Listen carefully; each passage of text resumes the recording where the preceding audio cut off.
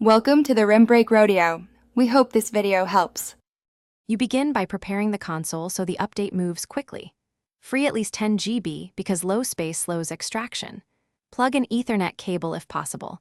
Wired is faster and more stable versus Wi-Fi. Once connected, sign in as the console owner and enable automatic updates to avoid manual delays. This ensures background downloads. While it downloads, avoid launching games or apps.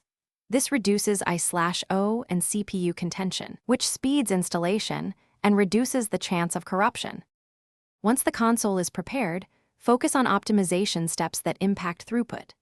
Pause other downloads and active game installations so the update can use full bandwidth and I/O. You can resume them afterward.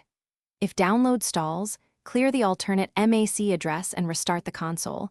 This resets network negotiation. For persistent slowness, enable UPnP or forward Xbox Live ports on your router to reduce latency and packet loss. These steps help downloads reach peak speed, and to finish, let the update install fully and confirm on the System Updates page. Do not power off mid-install, because that can corrupt the OS. Once done, test apps and games to verify stability. If things still fail, backup saves and consider a factory reset as a last resort. For quick fixes, perform a power cycle by holding the Xbox power button 10 seconds, then restart, and check Xbox Live status for service issues. This single troubleshooting tip resolves most update stalls. Thanks for watching.